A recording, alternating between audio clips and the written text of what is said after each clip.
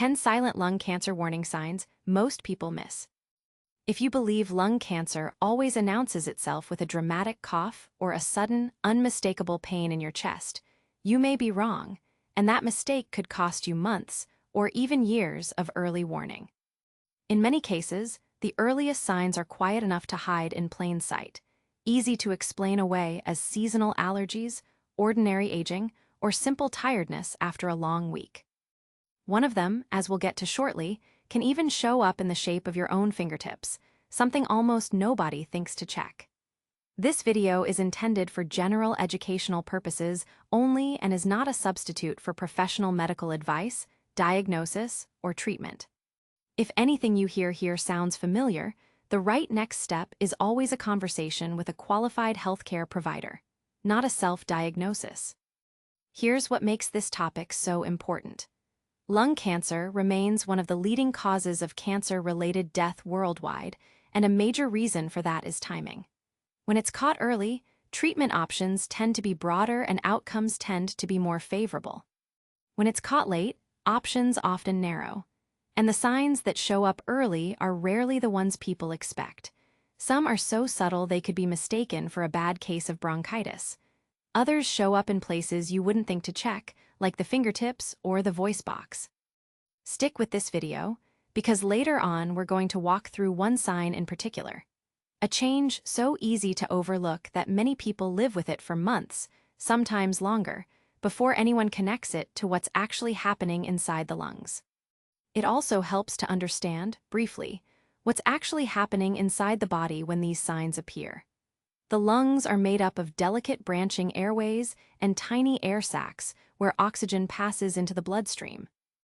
When abnormal cells begin to grow in this environment, they can do several things at once. They can press against nearby airways, narrowing the space available for air to move freely. They can irritate surrounding tissue, triggering coughing or discomfort. They can interfere with normal blood flow and oxygen exchange, leading to fatigue that feels different from ordinary tiredness. And in some cases, they can release chemical signals that affect the whole body, not just the chest, which is part of why some of the symptoms on this list, like weight loss or bone pain, might seem completely unrelated to the lungs at first glance. Understanding this connection is part of why these 10 signs matter so much. They aren't random. Each one reflects a specific way that changes in the lungs can ripple outward into daily life, often in ways that are easy to attribute to something else entirely. As we go through each one, think not just about whether you've experienced it, but about whether it fits a pattern, lingering longer than expected, showing up without a clear trigger, or appearing alongside other changes on this list. That pattern, more than any single symptom in isolation, tends to be what matters most. Number 1, a cough that just won't follow the rules. Almost everyone coughs from time to time. A cold comes through, a cough shows up, and within a week or two it fades away on its own. That's the pattern most of us expect, and it's the pattern that makes this first sign so easy to dismiss. The kind of cough worth paying closer attention to is one that breaks that pattern. Maybe it lingers for 8 weeks or longer. Maybe it used to be dry and now it's changed in character, becoming deeper, wetter, or more forceful. Maybe it's a cough that seems to have no clear trigger at all. No cold, no allergy season, nothing obvious to explain why it started or why it refuses to go away. Margaret, a 68-year-old retired schoolteacher, described her cough as background noise in her life for nearly 3 months. She assumed it was leftover irritation from a cold she'd had in early winter. Her family joked that she sounded like she needed a cup of tea. It wasn't until her daughter noticed the cough hadn't changed at all, week after week, that Margaret finally brought it up during a routine appointment. A persistent, unexplained cough does not automatically mean cancer, and most chronic coughs turn out to have far more common explanations, such as postnasal drip, acid reflux, or asthma. But when a cough persists well beyond what feels normal, or when its sound and intensity shift over time, it may be worth discussing with a doctor, particularly for those with a history of smoking or exposure to lung irritants. There's also a detail worth mentioning here that many people overlook. For individuals who already have a chronic cough related to smoking or another long-standing lung condition, a change in that familiar cough can be just as meaningful as a brand new one. If a cough that's been around for years suddenly sounds different, feels different, or becomes noticeably worse without any new illness to explain it, that shift deserves attention in its own right, even if the person has grown used to coughing as part of daily life. Number 2, breathlessness during ordinary, everyday moments. Shortness of breath is one of those symptoms that tends to get quietly absorbed into daily life. Someone climbs a flight of stairs they've climbed 1,000 times before, and suddenly it feels harder than it used to. They chalk it up to getting older, gaining a little weight, or simply being out of shape. And often, that's exactly what it is. But sometimes, this gradual breathlessness reflects something happening deeper in the lungs, where a growth may be narrowing an airway or affecting the surface area available for oxygen exchange, making even light activity feel unexpectedly draining. What makes this sign tricky is its gradual nature. It rarely appears overnight. Instead, it creeps in slowly enough that people adjust without realizing they're adjusting. They start taking the elevator instead of the stairs. They rest halfway through the grocery store instead of finishing in one trip. These small accommodations can mask a symptom that, if noticed and mentioned early, might otherwise prompt a helpful conversation with a physician. If breathlessness shows up during activities that never used to cause it, and if it continues rather than improving with rest or time, it may be worth mentioning at a checkup rather than quietly working around it. Number 3, chest discomfort that changes with breathing, coughing, or laughing. Chest pain gets a lot of attention because people associate it with the heart, and rightly so. That connection should always be taken seriously. But there's a different kind of chest discomfort worth understanding here, one that isn't a crushing or squeezing sensation, but rather a dull ache, a sharp twinge, or a persistent soreness that seems to intensify with specific movements. Taking a deep breath might trigger it. A hard laugh might bring it on. Even a strong cough might cause a jolt of discomfort that wasn't there before. This pattern occurs because growths in certain areas of the lung, particularly near the outer lining, can irritate nearby tissue that responds to movement and pressure. Robert, a 72-year-old retired mechanic, noticed a strange ache along the side of his chest that only bothered him when he reached up to grab something off a high shelf or took a particularly deep breath while working in his garden. He assumed it was a pulled muscle from yard work. It persisted for weeks, quietly, showing up only in these specific, situational moments. Chest discomfort tied to breathing or movement does not automatically point to lung cancer, and there are many far more common musculoskeletal explanations. Still, discomfort that lingers for an extended period, especially when paired with any of the other signs discussed in this video, may be worth raising with a healthcare provider. Number 4, fatigue that rest doesn't seem to fix. Everyone feels tired sometimes. Work piles up, sleep gets interrupted, and stress takes its toll. Ordinary fatigue usually responds to rest. A good night's sleep, a relaxing weekend, and most people bounce back feeling like themselves again. The type of fatigue worth paying closer attention to behaves differently. It lingers even after adequate sleep. It shows up as a persistent heaviness, a mental fog, or a sense that everyday tasks require far more effort than they used to, and no amount of rest seems to lift it. This kind of exhaustion can occur for many reasons that have nothing to do with cancer, including thyroid conditions, anemia, depression, or simply an overloaded schedule. But cancer-related fatigue has a particular quality to it. It's often described not as sleepiness, but as a deep, almost cellular tiredness, as though the body is working harder than usual just to maintain its normal functions.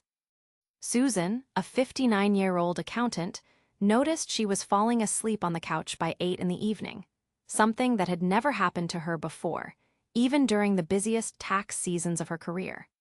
She assumed it was simply stress catching up with her after a difficult year. Weeks passed, then a couple of months, and the tiredness never lifted, regardless of how early she went to bed or how many weekends she spent resting. That persistence, tiredness that doesn't respond to rest the way ordinary fatigue usually does, was ultimately what prompted her to bring it up during a routine visit. When fatigue becomes a near-constant companion, unresponsive to rest, and unexplained by lifestyle factors, it can be a signal worth exploring further with a medical professional, especially when it appears alongside other changes happening in the body. Number 5, losing weight without trying. There's a strange irony in how our culture treats weight loss. Losing weight intentionally is often celebrated. Losing weight without trying is a different story entirely, and it deserves a much closer look. When someone drops a noticeable amount of weight, generally more than about 10 pounds, or roughly 4.5 kilograms, over a period of 6 months or so, without any change to their diet or activity level, that shift in the body deserves attention rather than congratulations.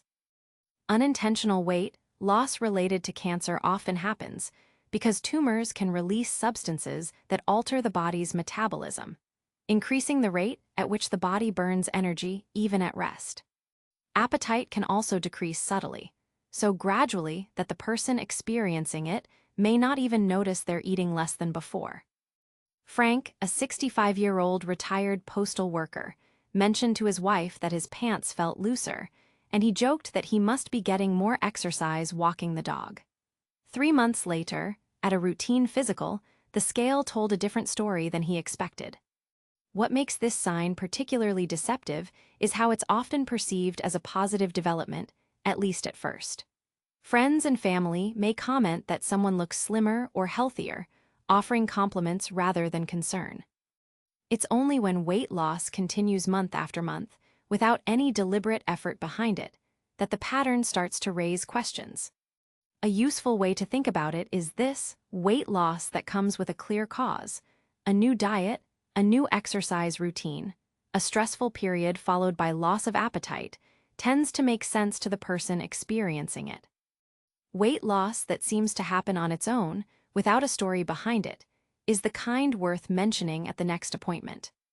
Unexplained weight loss has many potential causes, ranging from thyroid disorders to gastrointestinal conditions, so it should never be treated as an automatic red flag on its own. Still, it's a change worth mentioning to a doctor, particularly when it appears without a clear explanation. We're halfway through this list now, and so far, every sign we've covered has shown up somewhere in the chest, the airways, the breath, or the body's overall energy. But not every sign connected to lung health stays confined to the lungs. The next few signs on this list tend to surprise people the most, because they show up in places you'd never think to connect back to the chest at all: the voice, the joints, even the shape of a fingertip. These are often the signs that go unnoticed the longest, simply because nobody thinks to ask whether they might be related. Number 6, a voice that sounds different and doesn't recover. Most people don't think much about their voice until it changes. A little hoarseness after cheering at a game or after a cold feels completely normal, and it usually clears up within a few days. The kind of voice change worth understanding here is different. It's a persistent hoarseness, rasp, or huskiness that continues for several weeks without any obvious cause, like a cold, allergies, or overuse from yelling or singing. This particular sign has an interesting explanation. In some cases, a growth in the upper part of the lung can press against or irritate a nerve responsible for controlling the vocal cords, called the recurrent laryngeal nerve. When that nerve is affected, the voice can take on a weaker, breathier, or noticeably different quality. Linda, a 63-year-old church choir member, noticed she could no longer hit certain notes she'd sung comfortably for decades. She assumed it was simply a natural part of aging.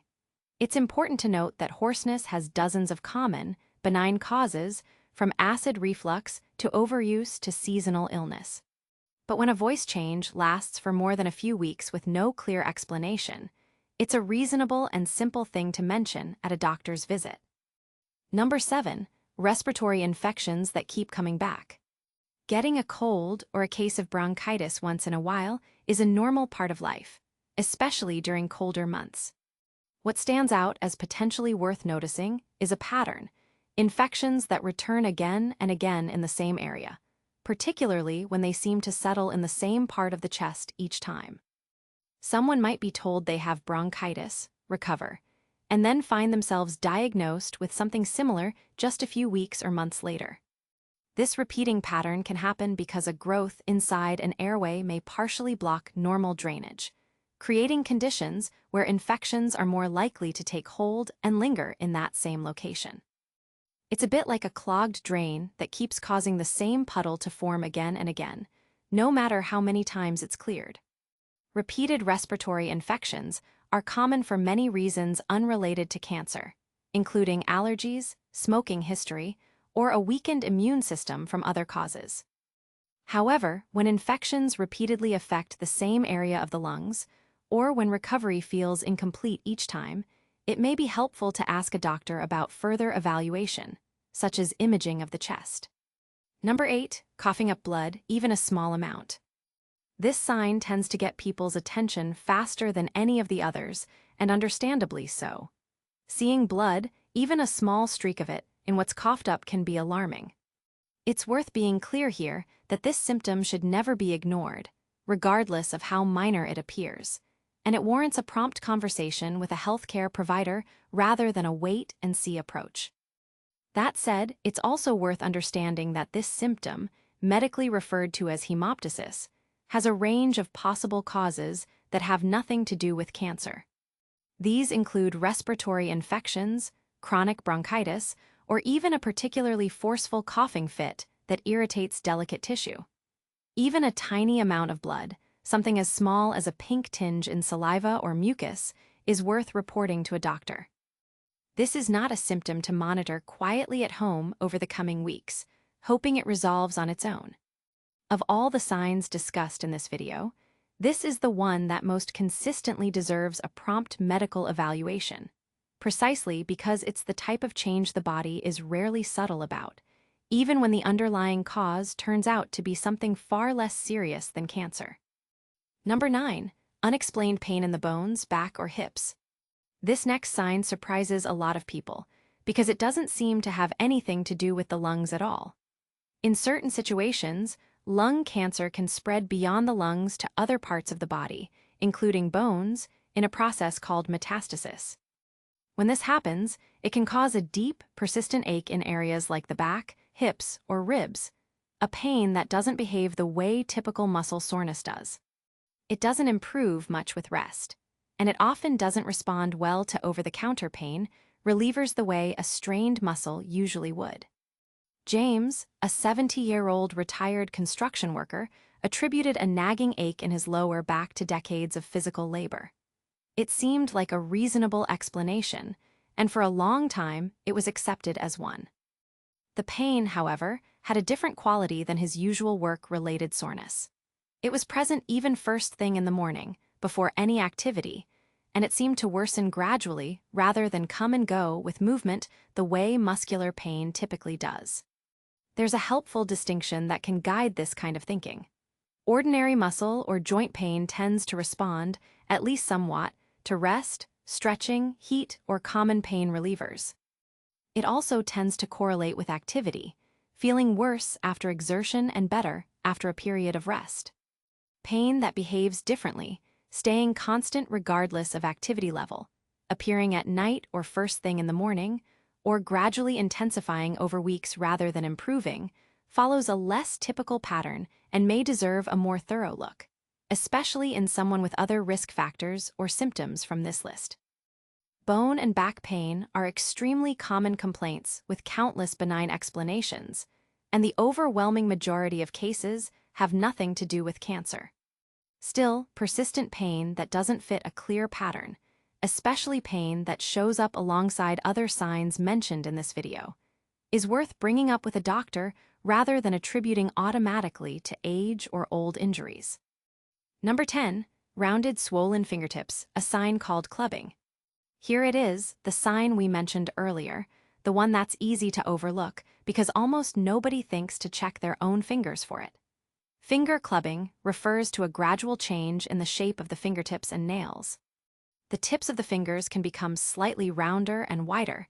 The nails may begin to curve more noticeably over the fingertip. and the angle where the nail meets the skin can flatten out or even bulge slightly. It develops so slowly, often over months, that the person experiencing it rarely notices the change themselves. It's usually someone else, a spouse holding their hand, a doctor during an unrelated exam who happens to spot the difference first. The connection between finger clubbing and lung conditions isn't fully understood, but it's believed to relate to changes in blood flow and oxygen levels caused by certain lung diseases, including some cancers. Dorothy, a 69-year-old retired librarian, had her granddaughter comment during a family dinner that her fingertips looked a little different than they used to. Dorothy hadn't noticed at all. It took a family member's passing observation to prompt a conversation that eventually led to further testing. It's important to understand that clubbing can also be associated with a variety of heart and lung conditions that have nothing to do with cancer, so its presence alone should never be treated as a diagnosis. Even so, because it's a change so easily missed by the person experiencing it, it deserves a spot on this list as the kind of sign worth learning to recognize in yourself or in someone you love. 10 signs, each one quiet enough on its own to be dismissed, explained away, or simply overlooked in the busyness of everyday life. A cough that lingers, breathlessness that creeps in slowly, chest discomfort tied to movement, fatigue that rest doesn't fix, weight loss that shows up uninvited, a voice that never quite sounds the same, infections that keep returning to the same place, blood, even just a trace of it, in what's coughed up, pain in the bones or back that doesn't behave like ordinary soreness, and fingertips that slowly, almost invisibly, change shape. None of these signs, taken alone, points definitively toward lung cancer. Most of the time, they turn out to have far more common and far less serious explanations, but that's exactly why awareness matters so much. Lung cancer remains one of the most significant causes of cancer-related death worldwide, and one of the most consistent findings across research is that earlier detection tends to open the door to more treatment options and generally more favorable outcomes. That single fact, that timing can make such a meaningful difference, is worth carrying with you long after this video ends. It's also worth remembering that no single symptom tells the whole story on its own. The body rarely raises a loud, obvious alarm in these early stages. More often, it sends a series of small, quiet signals, a cough that lingers a little too long, a bit less energy than usual, fingertips that look slightly different in a family photo compared to one from a year earlier. Individually, each of these might mean nothing at all. Together, especially when they persist and accumulate over weeks or months, they form a pattern that deserves a closer look. Trusting that instinct, the quiet sense that something feels a little different than it used to, is often the first and most important step. If anything discussed today sounded familiar, whether in your own life or in the life of someone you care about, consider it a gentle nudge rather than a cause for alarm. A conversation with a healthcare professional costs very little and can offer real peace of mind, one way or another. Awareness isn't about living in fear of every ache or every cough. It's about paying attention, staying informed, and knowing when something is worth a second look. Regular checkups, honest conversations with a doctor about family history and lifestyle factors, and simply paying attention to the ways your own body changes over time remain some of the most effective tools available, long before any advanced testing ever comes into the picture. We'd love to hear from you. Has a checkup ever caught you off guard with something you never expected? Or has someone in your life noticed a change in you before you noticed it yourself, the way Dorothy's granddaughter did? Share your experience in the comments below. Your story might be exactly what encourages someone else to make that appointment they've been putting off. If you found this video helpful, please consider sharing it with someone who might need to hear it, a parent, a grandparent, a friend who's been putting off a checkup, and subscribe for more videos like this one. We'll see you in the next one.